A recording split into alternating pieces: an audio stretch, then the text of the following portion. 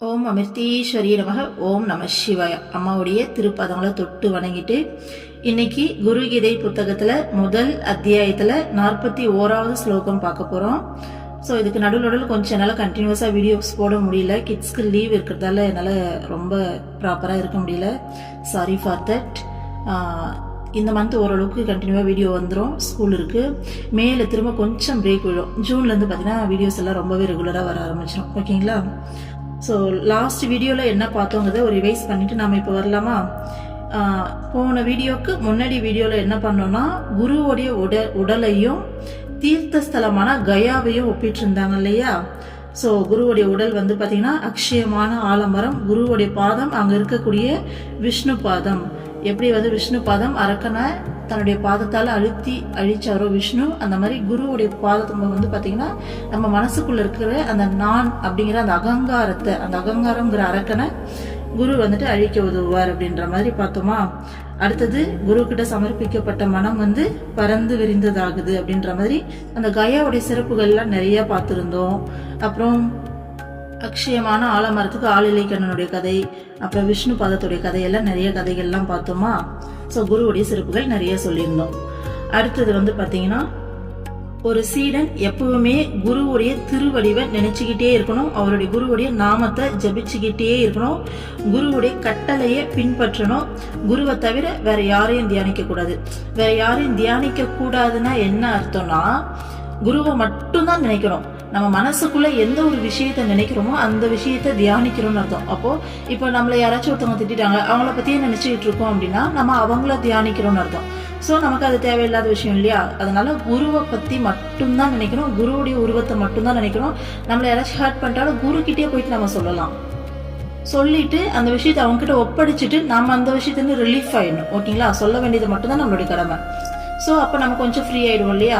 அப்போ திரும்பவும் back to form. குருவை மட்டும்தான் நினைக்கணும். ஓகேங்களா? அதுதான் குருவை தியானிக்கிறது. அடுத்தது என்ன சொல்லியிருந்தாங்க? குருவோடைய உபதேசங்களை பிரம்மம் வசிக்குது. குருவோடைய அருள் இருந்தால் தான் இந்த உபதேசங்களை கேட்கவே முடியும். ஸோ இந்த உபதேசங்களை கேட்டு ஒரு சிஷ்யன் அதன்படி நடந்தா பிரம்ம பதத்தை அடைவான். பிரம்ம பதத்தை அடையிறதுங்கிறது முக்தி அடையிறது அப்படின்ற மாதிரி பார்த்தோமா? எப்படி ஒரு குலமகள் தன்னுடைய கணவனையே எந்த நேரமும் சிந்திச்சுக்கிட்டு இருப்பாங்க இல்லையா? அந்த மாதிரி சிஷ்யன் வந்து எந்த நேரமும் குருவையே சிந்திச்சுக்கிட்டு இருக்கணும் அப்படிங்கிறது தான் கடைசியா பார்த்து முடிச்சோம் இல்லையா? ஸோ இன்னைக்கு 41வது ஸ்லோகம் பார்க்கலாம். ஸ்வாச்ரமம் ச ஸ்வஜாதீம் ச ஸ்வகீர்த்திம் புஷ்டிவர்தனம் ஏதத் சர்வம் பரித்யஜ்ய குருமேவ சமாச்ரயேத். தனது ஆசிரமம், பிரம்மச்சரியம், கிருஹஸ்தம் போன்றவை, ஜாதி, வளர்ந்து வரும் புகழ் என அனைத்தையும் துறந்து குருவே சரணம் என்றிருக்க வேண்டும். இந்த ஸ்லோகாவோட மீனிங் என்ன? தன்னுடைய ஆசிரமம், என்னுடைய ஆசிரமம்னா அவங்க அவங்களுக்குன்னு சொல்லிட்டு ஒரு ரூல் வச்சிருப்பாங்க இல்லையா? ஸோ நான் அந்த லைஃப்ல வந்து பிரம்மச்சரியத்தை தான் கடைபிடிக்க போறேன், இல்லை இந்த லைஃப்ல வந்துட்டு கிருஹஸ்தம்னா குடும்ப வாழ்க்கையை தான் வந்து நான் கடைபிடிக்க போறேன் அப்படின்னு சொல்லிட்டு உனக்குன்னு சொல்லிட்டு ஒரு ரூல் வச்சிருப்பேன் இல்லையா? ஸோ அது எல்லாத்தையும் தொடர்ந்து என்னோட ஜாதி இது, நான் இதுதான் சொல்லிட்டு ஒவ்வொருத்தரும் ஒரு ரூல் வச்சிருப்பாங்க இல்லையா? நான் வந்து இந்தியாவை சேர்ந்தவன், அதில் தமிழ்நாடு, நான் வந்துட்டு இந்த ஜாதி, இந்த மதம், ஸோ என்னுடைய கடவுள் இவங்க தான், நான் இவங்கள தான் வணங்குவேன், ஸோ நான்னா இதுதான் அப்படின்னு சொல்லி நம்ம எவ்வளோ விஷயம் வச்சிருப்போம். என்னோட பேர் இது, நான் இப்படி படிச்சிருக்கேன், என் குடும்பம் இப்படிப்பட்ட குடும்பம், நான் இந்த அளவுக்கு கௌரவமாக வந்துட்டு வாழற ஒரு பர்சன், எவ்வளோ விஷயம், ஃபினான்ஷியலாக இருக்கட்டும், நான்றதுக்கு அவ்வளோ ஒரு லிஸ்ட்டை வந்து நம்ம வச்சுருப்போம் இல்லையா? என்னோட ஸ்டேட்டஸ் இது, என்னுடைய மதிப்பு இது, நான் இப்படிதான் அப்படின்னு சொல்லிட்டு. ஸோ அது ஒட்டு மொத்தத்தையும் துறந்துருங்க. துறந்துட்டு குருவே சரணம்னு இருக்கணும்னு சொல்றாங்க. சிம்பிளா சொன்னா இதுதான் மீனிங் இதுக்கு. இப்படி திறந்துட்டு குருவே சரணம் அப்படின்னு இருக்கிறது வந்து பாத்தீங்கன்னா குருவோடைய நன்மைக்காக கிடையாது. இப்படி இருக்கிறதால குருக்கு எந்த பயனும் ஏற்பட போறது இல்லை. ஏன்னா குருன்றவங்க பிரம்மம், அவங்க வந்துட்டு இறைவன். இங்க நம்ம கிட்ட இருந்து அவங்களுக்கு கிடைக்க போறது எதுவுமே கிடையாது. அவங்க இந்த பூமிக்கு வர்றதே வந்து பாத்தீங்கன்னா கருணையால தான் வராங்க. நம்ம மேல இருக்க கருணையால, ஐயோ நம்ம குழந்தைங்க வந்து உண்மையை புரியாம கஷ்டப்படுதுங்களே அப்படிங்கிறதுக்காக தான் இறங்கி அவதாரம் எடுத்து நமக்காக வராங்க. அப்புறம் ஏன் இதெல்லாம் துறக்க சொல்றாங்கன்னா, இதெல்லாம் திறந்து குருவே சரணம்னு இருக்கும்போதுதான் நம்மளால உண்மையை புரிஞ்சுக்க முடியும். இப்போ ஒரு உயிர், ஒரு ஜீவன் வந்து பல பிறவிகளை, ஒரு ஆத்மா பல பல பிறவிகளை எடுக்குது, பல லட்சம் பிறவிகளை எடுக்குது. இது அத்தனை பிறவியும் எதுக்காக எடுக்குது? இங்க நான் அப்படிங்கிறது ஒண்ணுமே கிடையாது. இங்க இருக்கிறது இறைவன் மட்டும்தான். எனக்குள்ள இருந்து என்னை இயக்கிறதும் இறைவன் தான். வெளியில இருக்க ஒட்டு மொத்தமும் இறைவனுடைய ஸ்வரூபம் தான். இறைவனுடைய ஆற்றலால தான் இந்த பிரபஞ்சமே இயங்குது. ஸோ நானும் இறைவனால தான் இயங்குறேன். அப்ப நாங்கிற ஒரு விஷயம் இங்க இல்லை அப்படிங்கிற விஷயத்த தெரிஞ்சுக்கிறதுக்காக தான் நாம இத்தனை லட்சம் பிறவியும் எடுக்கிறோம். ஸோ அந்த இறைவனை நம்ம அருவமா பார்த்து இந்த சமர்ப்பணம் பண்ணோம்னா கண்டிப்பா நம்மளால முடியாது. நம்ம மைண்டு திரும்ப திரும்ப ஏமாத்தி திரும்பவும் ஆஸ் யூஷுவலா உள்ள வந்துட்டு இந்த மாய உலகத்துக்குள்ள கொண்டு வந்துடும். அதனாலதான் நம்ம நம்மளுடைய இஷ்ட தெய்வத்துடைய உருவத்துல இறைவனா பாக்குறோம். ஓகேங்களா, உருவமா பாக்குறோம். அதே மாதிரி நமக்கு குருவா இன்னும் கண்ணெதிரில் குரு வந்துட்டு கிடைச்சிட்டாங்கன்னா அதை விட பெரிய பாக்கியம் எதுவுமே கிடையாது. ஸோ குரு கிட்ட, குரு தான் நம்மளுடைய இஷ்ட தெய்வம் அப்படிங்கிறத புரிஞ்சுக்கிட்டு குரு கிட்ட நம்ம அந்த சமர்ப்பணத்தை பண்ணும்போது இந்த லூப்ல இருந்து நம்ம ரொம்ப ஈஸியா வெளியில வர முடியும். குரு ஃபர்ஸ்ட் என்ன விஷயத்த புரிய வைப்பாங்கன்னா, இங்க நீ எதுவுமே செய்யல, நான் தான் இங்க எல்லாத்தையும் செய்யறேன் அப்படிங்கறத புரிய வைப்பாங்க. நான் அப்படிங்கிறது இறைவன், பரபிரம்மம். ஓகேங்களா, நானா குருங்கிற ஒரு உடலை வந்து நீங்க பார்க்க கூடாது. குருவை உடலா பார்த்தோம்னா நாம ஏமாந்து போயிடுவோம்.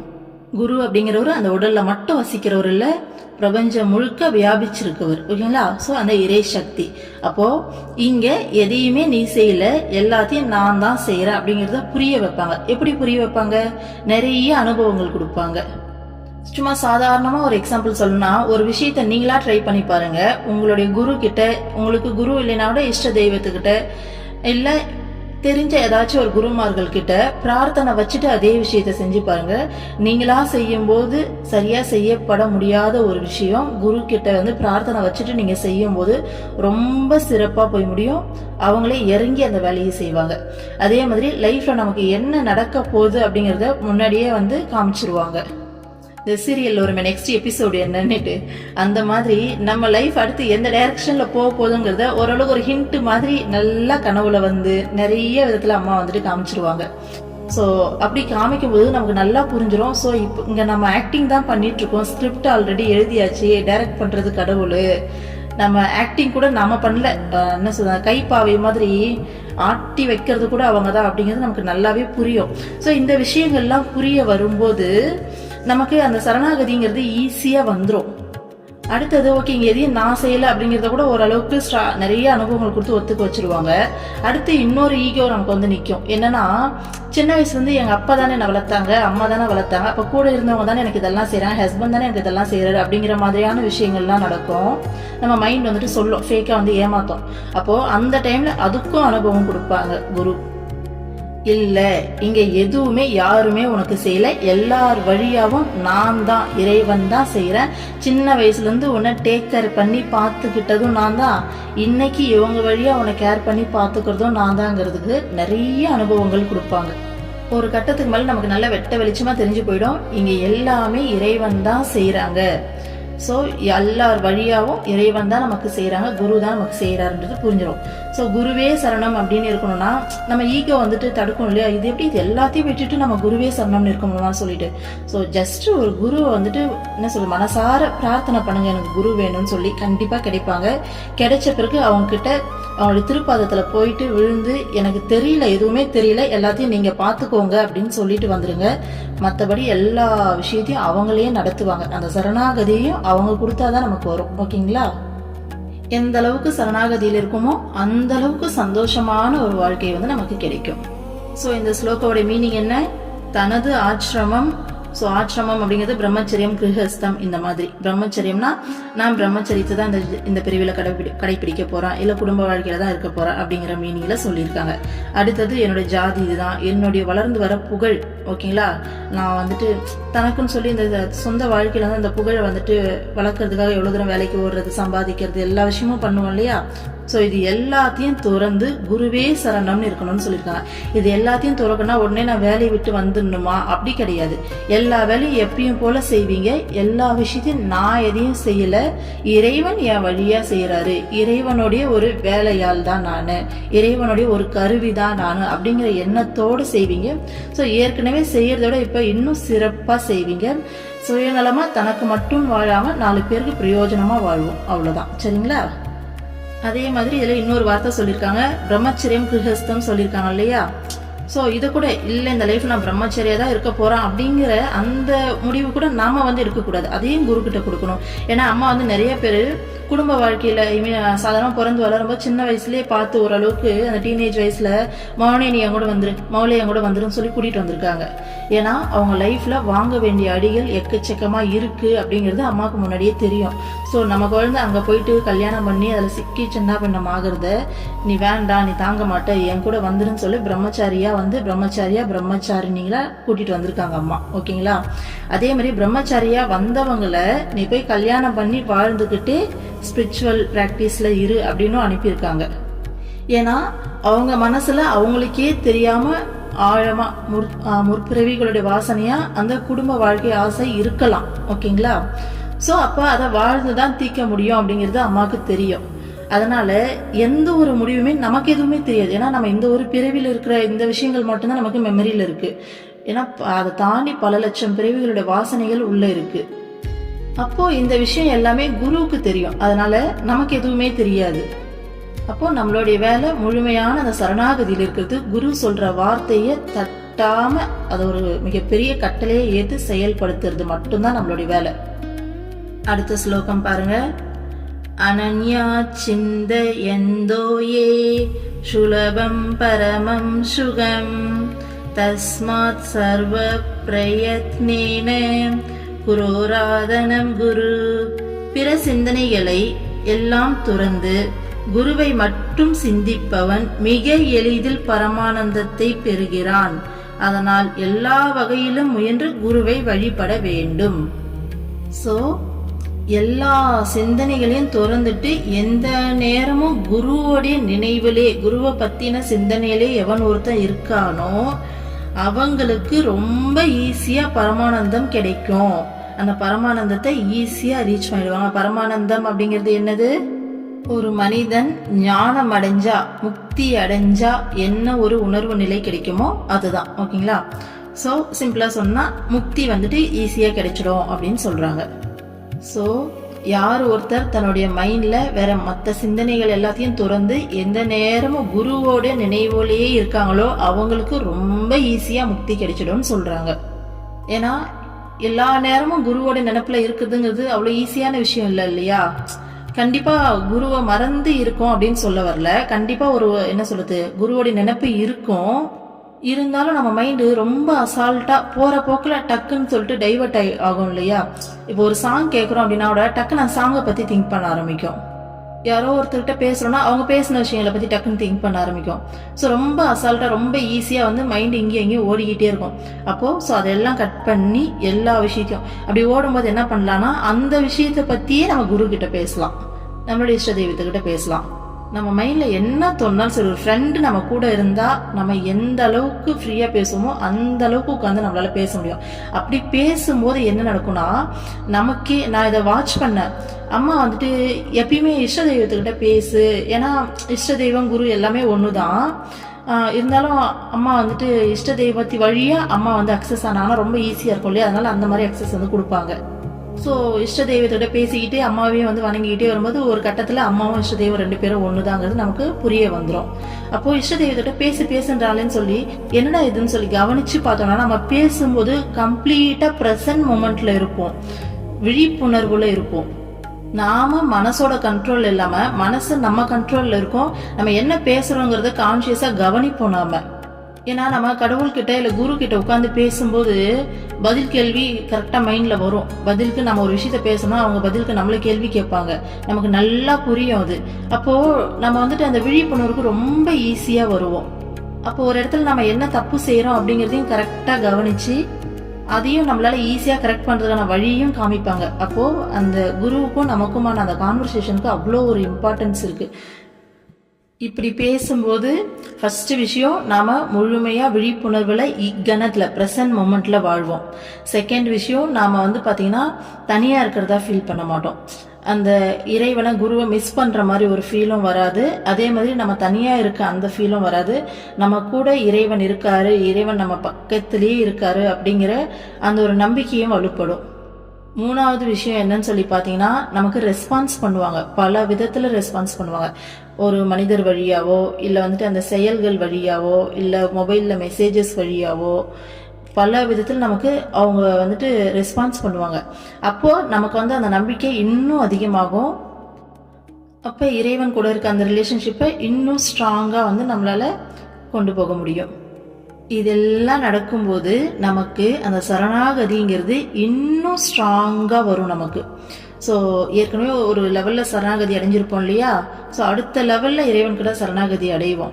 அடுத்த டைம் ஏதாச்சும் ஒரு சிக்கலே வருது, ஒரு பிரச்சனையே வருது, நம்ம மனசு பயப்படாது, உடனே ஓடும் கடவுள்கிட்ட போயிட்டு பேசும், குரு கிட்ட பேசும். அம்மா அந்த மாதிரி ஆயிடுச்சுமா, என்னம்மா பண்ணுறது? ஏன்னா எங்களுக்கு குரு அம்மான்றதால எனக்கு வாயில ஈஸியாக அம்மான்னு வருது. ஓகேங்களா? ஸோ நீங்கள் உங்கள் குருவை நினச்சிக்கோங்க. ஸோ அம்மா இந்த மாதிரி ஆயிடுச்சுமா, எனக்கு தெரியல என்ன பண்ணுறதுன்னு சொல்லிட்டு நீயே பார்த்துக்கோமா அப்படின்னு சொல்லிட்டு வந்துடுவோம். இதில் என்ன ஒரு விஷயம்னா, இப்போ நார்மல் லைஃப்பை நம்ம வாழ்ந்தோம்னா எந்த நேரமும் அந்த பிரச்சனைக்கான சொல்யூஷனை நாம யோசிக்கணும். ஓகேங்களா? ஆனால் குரு லைஃப்ல இருக்கும்போது அந்த பிரச்சனையை கம்ப்ளீட்டாக அவங்கக்கிட்ட ஒப்படைச்சிடுறோமா? ஸோ என்னை வச்சு என்ன செயல் செய்யணுமோ, இந்த விஷயத்தை எப்படி ஹேண்டில் பண்ணணுமோ நீ பார்த்துக்கோன்னு சொல்லிட்டு நம்ம ரொம்ப ஈஸியாக ரிலீஃப் ஆகிடுவோம். திரும்பவும் நம்ம சிந்தனை இறைவன்கிட்டையும் குருக்கிட்டையுமே போயிடும். அம்மா எப்பயுமே எங்களுக்கு சொல்லி கொடுக்கறது இதுதான், உன்னுடைய ஒட்டுமொத்த சுமையையும் தூக்கி இறைவனுடைய காலடியில் வச்சிரு. ஓகேங்களா? ஸோ குருவுடைய காலடியில் வச்சுட்டு நீ இறைவனை பற்றி நினைக்கிறத மட்டும் கான்சென்ட்ரேட் பண்ணு, அது மட்டும்தான் உனக்கு வேலைன்னுவாங்க. ஸோ சரணாகதி அடையணும் அப்படின்னோடனே புதுசாக யாராச்சும் வந்தோன்னா ஒரு லைட்டாக ஒரு பயம் வரும், என்னது எல்லாத்தையும் விட்டுட்டு குருவை சரணடையணுமா அப்படின்னு சொல்லிட்டு. ஆக்சுவலாக இந்த சரணாகதி அப்படிங்கிறது நம்ம பயப்படுற விஷயம் கிடையாது, நமக்கான ஒரு சுதந்திரம். உண்மையாலுமே ஒரு ஜெயிலிருந்து ஒரு கூண்டுலேருந்து ஒரு பறவையை வெளியில் விட்டால் எவ்வளோ சுதந்திரமாக பறக்குமோ அந்த மாதிரி நமக்கு முழுமையான சுதந்திரத்தை காமிக்கக்கூடிய ஒரு விஷயம் இந்த சரணாகதி. அப்படிங்கிறத விட சந்தோஷமான விஷயம் இந்த உலகத்திலேயே எதுவுமே இருக்க முடியாது. இதை அனுபவிக்கிறவங்களுக்கு நல்லாவே தெரியும். யோசிச்சு பாருங்க, நமக்கு யாராச்சும் ஒருத்தர் உன்னோட எல்லா விஷயத்தையும் நான் டேக் கேர் பண்ணிக்கிறேன், எல்லாத்தையும் நான் பார்த்துக்கிறேன், நீ எதை பற்றியும் கவலைப்பட வேண்டாம் அப்படின்னு சொன்னால் அது நமக்கு எவ்வளோ பெரிய ஒரு சந்தோஷமான விஷயம் இல்லையா? இப்போது ஒரு லைஃப் பார்ட்னர் எடுத்துக்கோங்க. இப்போது ஒரு பொண்ணாக இருந்தால் தன்னுடைய ஹஸ்பண்டையும், ஒரு பையனாக இருந்தால் தன்னோட ஒய்ஃபையும் ஏன் அவங்களுக்கு அவ்வளோ பிடிச்சிருக்கு, ஏன் அவங்களுக்கு அவ்வளோ அடிக்டாக இருக்காங்க? அவங்களே உயிர் உலகன்னு சொல்லிட்டு லவ் பண்ணுற ஸ்டேஜில் லவ்வர்ஸை எப்படி அவங்களே உயிர் உலகன்னு சொல்லிட்டு அவங்களால வாழ முடியுது? ஏன்னா இவங்க நம்ம லைஃப்பை கம்ப்ளீட்டாக பார்த்துப்பாங்க, நமக்கு சப்போர்ட்டிவாக இருப்பாங்க, எமோஷனல் சப்போர்ட்டாகவும் இருப்பாங்க, ஃபிசிக்கல் சப்போர்ட்டாகவும் இருப்பாங்க. அப்படிங்கிறதால தான் நமக்கு அந்த அளவுக்கு நமக்கு பிடிச்சிருக்கு.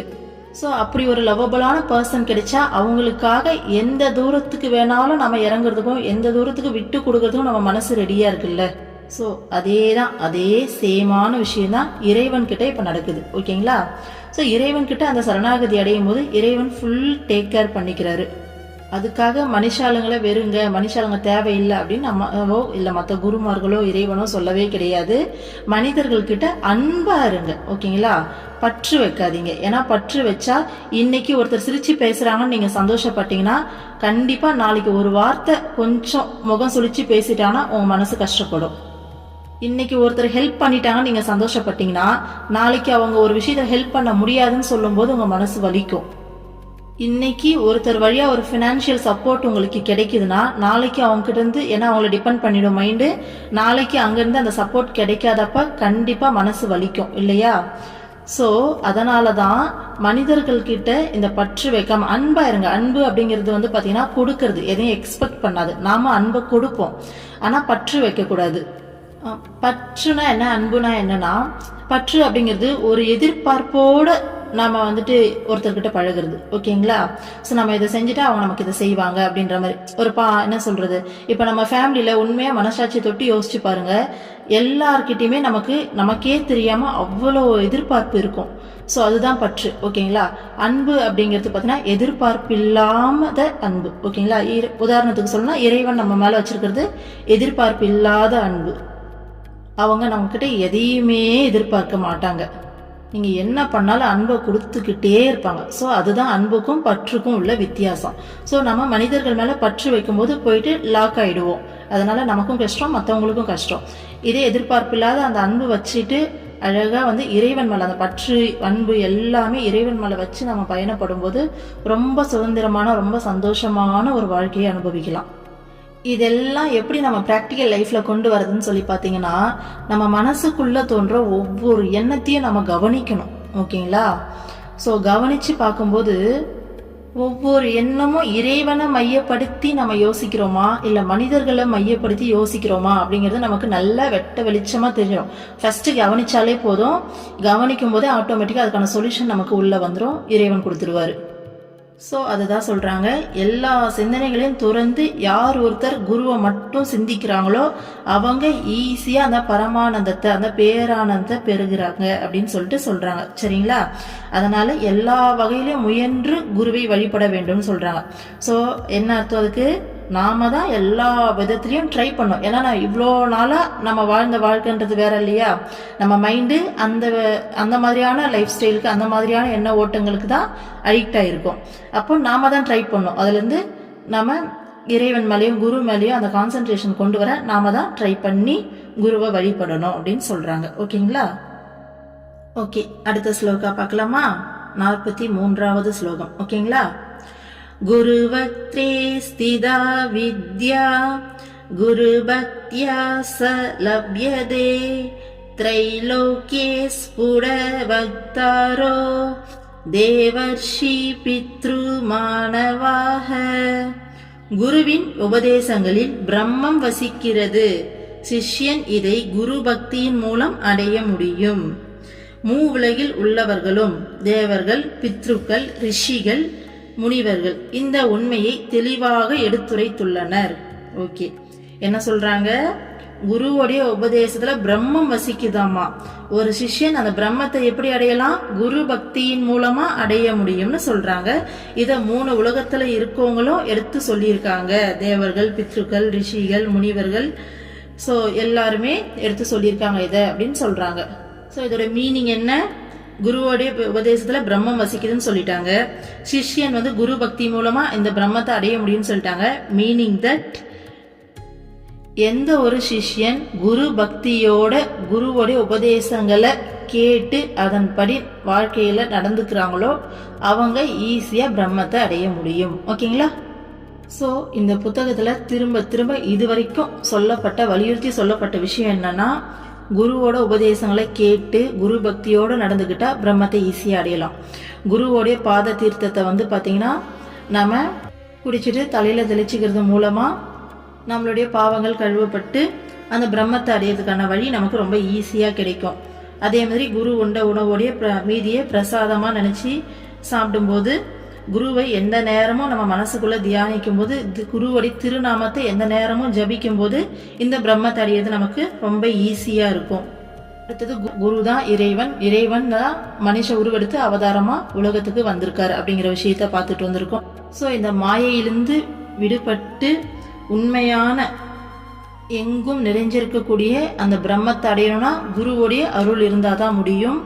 ஏன்னா ஒரு ஜீவன் திரும்ப திரும்ப பிறவி எடுக்கிறதே இந்த மாயையிலிருந்து வெளிவந்து இங்க நான் அப்படிங்கிறது ஒண்ணுமே கிடையாது. இந்த ஒட்டுமொத்த பிரபஞ்சமும் இறைமயமானது, இறைவன் தான் எல்லாமே அப்படிங்கிறத உணர்றதுக்காக தான் இல்லையா? ஸோ அதை தான் திரும்ப திரும்ப சொல்லிக்கிட்டு வராங்க. ஓகேங்களா? ஸோ இன்னைக்கு 43வது ஸ்லோகம் வரைக்கும் பார்த்துருக்கோம். 44வது ஸ்லோகம் பார்த்தீங்கன்னா நாளைக்கு பார்க்கலாம். ஓம் அமிர்தீஸ்வரி நமக. ஓம் நம சிவாய.